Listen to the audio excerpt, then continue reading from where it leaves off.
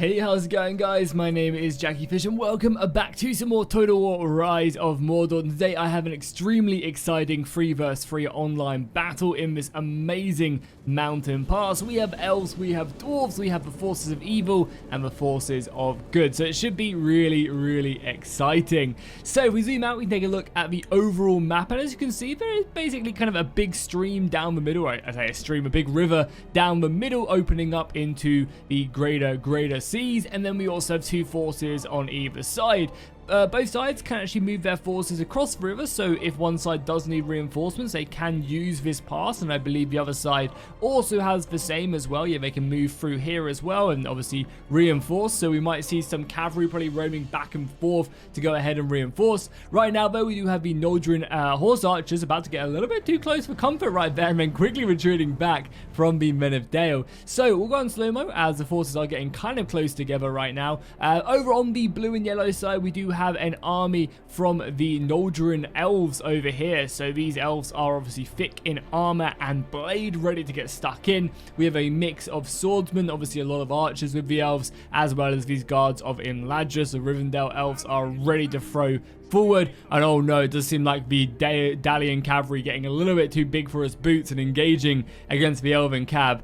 Dale not obviously well renowned for their horsemanship, so don't think this is going to go too well for them, but we'll obviously check back. I imagine this is going to be a quick retreat because that is not looking good. Over on the other side of things, we do have 4 units of these Lancers. These are the men of the Easterlings, the evil men who have corrupted the elves and dwarves this day, as their reinforcements are also the dwarves over on here. On the front, we got some Erebor crossbowmen, obviously backed up by Loke-Rim macemen. We have some of the amazing looking Iron Guard. I can't believe just what a literally amazing job they did with these dwarves in one of the more recent updates. Absolutely amazing. We have some of the Tomb Wardens supported by the amazing warriors back there. We got some more of the Reclaimers, and then obviously we have the Warlords of Rune supported in there. And then back here we have a couple units of fairly heavy infantry. Jane's Iron Foot. Over on this left hand side we also have some Dwarven Burke Guard as well. So really strong force over on that side. Take a look at the attacking side right now. The Reds, we do have another Dwarven army. So this is going to be, I guess, the good dwarves as they march their way forward into battle. Again, a lot of similar units, nothing too crazy. Some archers of a Red Mountain, again looking really clean indeed. But you're going to see a lot of the same units, and we'll obviously see them in battle. I love the dwarves of a Red Mountain as well. These guys look so good. It's quite fitting as well, as we are next to some pretty reddish mountains. Then, as you guys saw, we do have an army from Dale, them throwing forward their cavalry. They obviously have these very heavily Vineland Guard as well. Or Vinland, sorry. Vineland? Oh my god, I always get mixed up because of the anime. Always gets in my head. And then over on this far left-hand side, we actually do have a reinforcing army coming in, again, from the Woodland Realm. So a real kind of like mix of factions in this battle. We have dwarves on either side. We have 2 different elven factions, but 2 elven factions. And I like the way how these guys are reinforcing as well. It's going to be very interesting to see them kind of like rotate around here as this army gets in. And I imagine as these 2 forces go over here as well, it should be very exciting. Oh my god, though, the Dalian cavalry really committed to this fight. What an absolute mad lad throwing this cavalry in. I mean, I can actually kind of understand why they've done this, to be honest, because it's allowing them to take the hill. By throwing this cavalry in, you're completely like slowing up the enemy assault. And look at this. Wow, this is actually not a bad play, because cavalry's not going to be that important in a battle like this where it is very choke pointy. Okay, I take back everything I was thinking. Throwing this cavalry forward as like a holding force has done amazing work, and now all of a sudden the dwarfs over on this left hand side have been able to take this hill, and that's going to put a lot of pressure down onto the defenders right now. Yeah, you can see the cavalry is finally breaking, but already the Dwarven warriors have set themselves up here in a very deadly faction. Again, these are Dwarven warriors, so not really the strongest unit, but again, a good force just to charge down and really start taking the fight to the enemy. Very impressive, honestly. The escort merchants have done a great job at holding and actually throwing back the elves. I mean, obviously they haven't done much damage to the elves whatsoever, but still a really nice move right there, reinforcing as well as best they can. There are some Nordrin swords in there who will probably eat these dwarves alive. But yeah, taking this hill, taking the village is going to be a pretty big play. You can see already as well, a lot of these archer fire is heavily focused down on these guards from Ladras. This unit is extremely expensive. And yeah, we'll just take on anything from the front. It will be very much unbreakable from the front. So you can see that missile fire is flying in as best they can. And obviously the main goal will be to try and get these crossbows. We fire much more like armor-piercing bolts. Trying to get these bad boys stuck in is going to be their main goal right there. Over on the other side of the oh, this is so cool as well. Look at this as well. We have some of the archers up here firing in across the river. That is so cool. I love battle maps like that give you these kind of, obviously this is just a small part of the battle map, but giving you these like terrainal advantages is super cool. And you don't get to see that too often. So even though they're only just in range, they can kind of cover this ridge, and vice versa as well. If the dwarves want to bring over some soldiers, they could obviously start shooting down and into the side of these guys as well. So taking this hill is pretty goddamn important. Does seem like though the dwarves have now engaged against their elven enemies. And this will be a very difficult fight, honestly, for the dwarves. Because these are the lower tiers, and obviously the elves don't really have a wide roster. But the units they do have are obviously extremely elite. They are small in number, but elite in quality, and not really a force that will go down easily. And obviously as well as that, they have the God of Ladras that will probably push forward momentarily as well, and just help kind of like reinforce this fight. However though, with the missile fire coming in, the dwarves are doing a pretty good job. You can see as well, they're currently like a 4-to-1 disadvantage. The elves have got 40 kills, the dwarves only have 13, but as you can see, there's big differences in the unit numbers as well. The dwarven units start off with 135, the elves with 90. Cavalry trying to sneak around there, but unfortunately being thwarted back. However, as soon as the escort merchant unit arrives a bit closer, they immediately get absolutely hammered by the Noldrin archers. Across the board as well, we are seeing again more dwarven warriors being thrown forward, and a unit of the dwarves of the Red Mountain as well, so a bit more of a shock infantry to meet the elves. And honestly, this is a battle that is really good for the dwarves, I have to say, because normally obviously one of their big disadvantages is just their lack of having no cavalry whatsoever. So on a lot of these more open field battle maps where the attackers or whoever's going up against them can kind of get around their positions, that's when they really struggle. Like, they'll smash the infantry fight very effectively, but it's the hammer and anvils and it's all of that stuff that comes in that really turns the tide against them. But in these prolonged engagements, you can see that they are winning, especially with their heavy shock infantry. It's going to be very, very scary indeed, just their weight of numbers as well. As you can see, this is just one army from Ladras, from Rivendell. So again, they're kind of 2v1ing right now. You can see the numbers really coming in. The elves aren't exactly a strong faction when it comes to numbers to begin with. So yeah, definitely going to be struggle. Another unit of Noldrin swords being brought around on this left-hand side. Obviously going to be looking to try and protect as much as they can their guards of Ladras, who are able to get a little bit stuck in against the cavalry, taking out a few of the Dalian cavalry regiments. And then charging in, luckily able to catch that unit of cavalry before it did manage to build up any momentum whatsoever. That would have been very unfortunate if that cavalry could have come down. But as you can see, just the sheer kind of lack of numbers is really trying to come in. Guards and Ladras obviously not being engaged from the front, with the unit of a Vineland guard being brought up as well.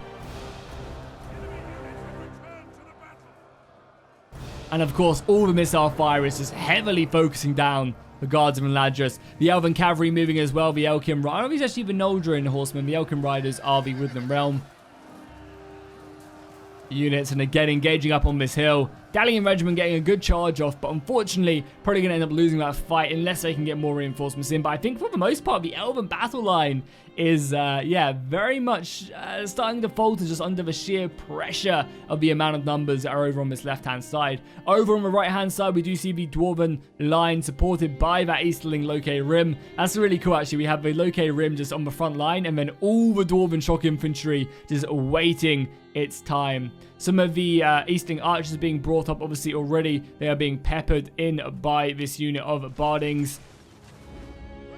Honestly, a very, very scary matchup as well, going up against not only the Woodland Realm, but also we have the Men of Dale as well over on this side, because, again, Dale come very close to actually matching the elves when it comes to missile fire. This Barding unit is definitely one of the best archers in the game. and does a really good job in melee combat afterwards as well. So yeah, you want to be kind of a little bit cautious, obviously, coming up against these guys. I mean, obviously, you have the entire Elven Archer line as well. The elves right here from the Lords of Lasker are currently just holding back, waiting for their time to start unloading their ammunition. Luckily as well, with the more recent patches of Rise of Mordor as well, you do quite quickly see a lot of archers using up that ammunition. So right now, the elves are just going for a pretty sturdy shield wall of these spearmen. These spears are obviously going to hold the enemy back, and then they're going to push forward their swords and maybe try and get their cavalry around as well. Does seem like, however, that the Lake Town Guard are being thrown forward to actually engage. This is a bit of a ballsy play. I thought they had a very good defensive position, but and again, as well as this as well, I feel like these forces over on this side of the forest should definitely just try and hold, because they're winning up on this hill pretty handsomely. So soon enough, this entire army is going to be able to come all the way around and actually start hitting them. And as you can see, yeah, forces are being brought back. We do have 2 units of the Barrack Guard, as well as the Mansion Reclaimers, another unit of Barrack Guard, and also a unit of Tomb Wardens. So the Dwarves are sending back some men to reinforce, and the Elves are in full-on retreat. They have been completely enveloped here. Unfortunately, are fighting for their lives, and they're not going to be able to get out of there. Their units are routing, and yeah, this side on the left is completely overrun right now. So honestly, I feel like the red team should just hold back and avoid engaging in this fight, because there's just no need for them to do that.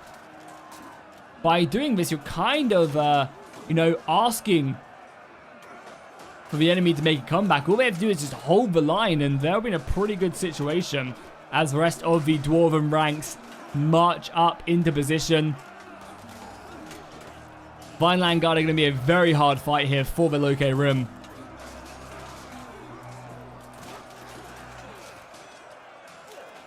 And you can see them racking up a decent amount of kills already.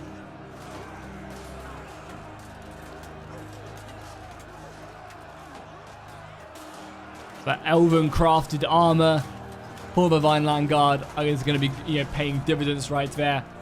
Does seem as well like the Loke Rim have now engaged the Elven battle line, which is looking, as I must say, is looking very fierce indeed. The archers now volleying, supporting as best as they can, notching their bows once more, unleashing hell on the enemy lines. You can see, obviously, their main focus is going to be on the Erebor crossbowmen, trying to keep their units alive. They're doing a very good job of whittling this unit down, already down to 82 soldiers. It's 76. Oh my god, every volley is just massacring them. Yeah, I mean, you can just see the devastation in them Elven bows, just really racking up a decent amount of kills, whereas the other side is really trying to take down this unit of Hall Guardians, which is like the elite halberds for the Woodland Realm, trying to focus them down as best as possible. So yeah, you can see the hill is completely destroyed, and all the remainders of the elves are just retreating back as best as they can. I'm not sure if they're trying to maybe hide the general unit in the cavalry or what, but if it is hidden, they can obviously use it. I think it is that. I think that, you know, the attackers can definitely see that if they want to.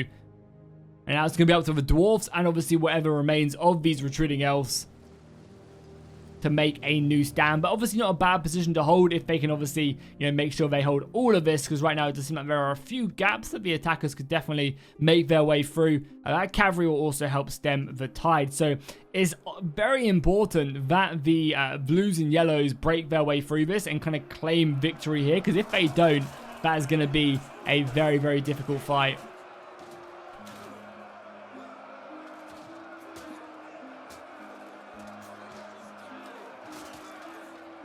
We'll just go down the battle line now. Take a look at these two forces.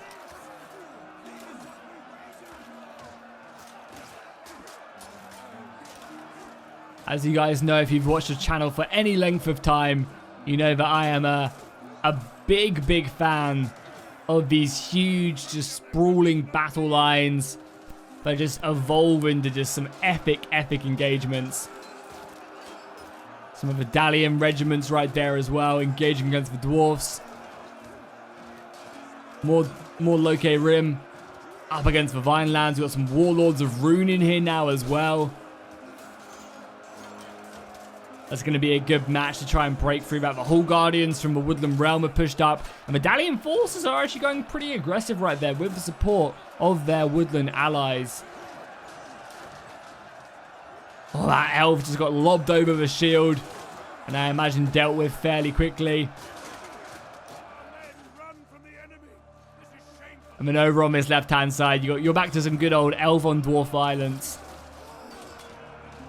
Which we know and love. Oh, wow. Look at that as well. The elves have kind of broken through. However, this one elf is a little bit surrounded. However, the elves are bravely fighting their way to him. And they can probably break through and obviously bring him back to safety. But right now, it's what, 5-6 on 1. Which is not obviously too great. More Eastlings up here supporting their Dwarven allies as the fight does just continue. So really cool stuff so far. This battle line is very nice. And again, I love this map. It's a really, really cool setup. A big fan of it indeed. Oh, it does seem like the Dwarves have thrown themselves forward into battle. They're going to try and pin the enemy in place in this river. And honestly, not a bad move whatsoever. Like, this is a very elite and expensive group of Dwarves. So lobbing them forward to engage the other side, they can definitely do some damage. Now the cavalry is bringing itself into play, charging in from multiple sides against these Dalian spearmen. As I said, not a bad play whatsoever. You can see that cavalry really trying to just break these units out. More horses as well. The general unit charging in, able to get a pretty decent move in on here onto this unit of archers. You can see the general right there for the elves. Without a helmet, just so that you know he is a main character. But unfortunately, being brought down and then slashed by the dwarves. That was brutal indeed. The cavalry is still able to move in though. You can see it is causing havoc back there, up to 130 kills over on this other one. Is up to 40. And yeah, right now the dwarves on the defending side are pushing everything forward. Oh no. How are we going to do this? We've got Mansion Reclaimers going up against Mansion Reclaimers. It's going to be hard to tell who's who in this mosh pit of dwarves with white capes.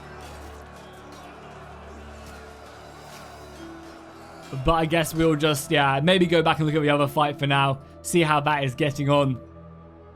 I mean, honestly, I can't believe I'm saying this, but I feel like the red team is doing such a good job, like, on every flank. I say that, though, there has been a pretty big breach right now. Able to break their way through here and start to wrap around. Yeah, I mean, obviously, we got Warlords of Rune going up against archers. Even though they are elven archers, you can see they're pretty heavily armored. These Warlords of Rune will rip through them regardless. With these huge glaive-esque weapons and goat horns or ram horns on their heads. And as soon as these archers fall, that's going to be a pretty bad situation because, yeah, as soon as these archers fall, they can really start to wrap up the battle line and get around. There is some cavalry that could be sent over, but yeah, this entire flank has crumbled now. There is now nothing left whatsoever here. And we are seeing a lot of soldiers being brought through this gap now. Some reinforcements are being sent over to try and stem the bleeding, but I don't know how much one unit of elven swordsmen can do. I just don't think it's going to be enough. And yeah, you can see they're probably reforming just to kind of hold this battle line, try and form a little bit of a box here. And yeah, just keep the enemy at bay. There's so much they could push through here. I'm surprised I'm not maybe seeing this cavalry make a move as well. Obviously, they'd still have to deal with the Elkin Riders, which is not an easy unit to take care of, but still, I wouldn't be surprised if we did start to see that cavalry making its move now, and boom, yeah, there you go. Bane of the Steppe being brought round. We've got some crossbows as well, who are in a perfect side position right now, firing directly into that side armor of the elves. And that's going to really start to shatter morale. And they kind of need a big break. I mean, they can just hold on that a little bit longer. A lot of the Located Room are close to breaking. There's not many of them left. They're just throwing themselves against the Elven battle line. And realistically, if they can just hold the line and push their way forward, cause a big mass rout, then they have so many units spare just to move back over to reinforce that flank. There are so many Eastlings now coming around that flank in full force. And at this point, I honestly could not tell you who's going to win this battle, because over on this side as well, we are now seeing, oh no, this unit of Dalian cavalry have made it around and hammering into the back of the Noldrin archers. That is catastrophic. Red team is going to be able to plow through this position now. That is not good whatsoever. We are seeing a unit of lancers being sent back, but that Dalian cavalry regiment, I think, will do its damage before that cavalry does get there. There you go, Bane of the Steppe making their way in, supported in by some more axes. The wrapping around is coming in. However, we do have a unit of arable axes actually breaking from the battlefield. And there you go, more Loke Rim now breaking. That's going to free up so many units. Honestly, this battle is so close. And now we have the Elven General from the Woodland Realm engaged, depleted. And these Bane of the Steppe are eating them for breakfast. Obviously, they're supported by that arrow fire, but even still, the Bane of the Steppe really getting themselves stuck in. And there you go. The Elven General is now been taken care of, and the Lancers are charging into the back here as well. That's going to be pretty deadly. Luckily, though, they had already set up a unit of Spearmen to guard that rear, so they don't get outflanked, but even still, that is pretty scary.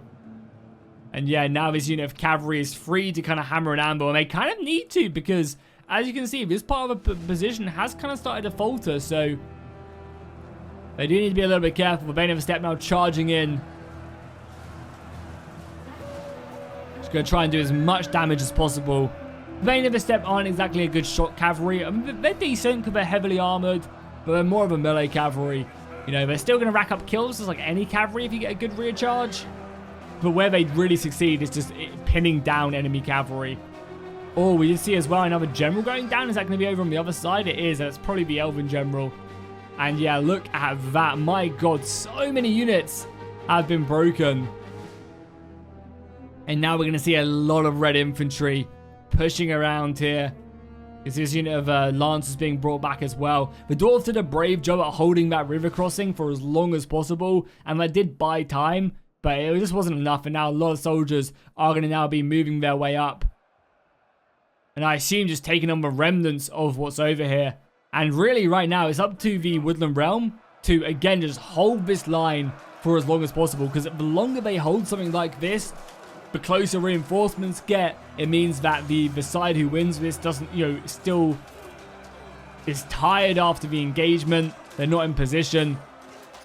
So even though this is a losing fight for Woodland Realm, it's still a good idea just to try their best to hold for as long as possible and bide that time for reinforcements to arrive, as they are severely, they are a march away indeed, that is for sure. And I honestly just don't think that they have enough in them.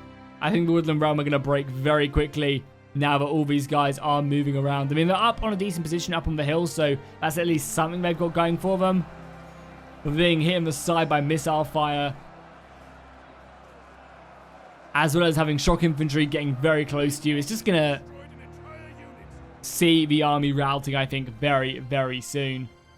The elves have finally been broken, and now the armies are about to meet for this final showdown. There was a bit of a pre-cavalry engagement. However, they were pretty much dealt with fairly effectively. The Bane of the Steppe just really getting themselves stuck in and warding off the majority of the enemy cavalry. Over on this other side, though, we have a unit of Bardings getting charged, luckily able to repel the enemy cavalry as it does come in. And obviously all these forces coming out. I mean, I say that there is also a small pocket of resistance right now from the Woodland Realm, which is really nice because it's holding back, what, 1, 2, 3, 4 units, as well as the Dwarven General as well. It's holding back a decent portion of the defending side. However, the Dwarves are throwing everything they've got forward at the enemy. Luckily, we use this unit of crossbows is getting a pretty good line of sight onto the Lancers, able to really rack up some decent kills on them and actually end up routing them before they could do much else. However, they are also receiving a decent amount of missile fire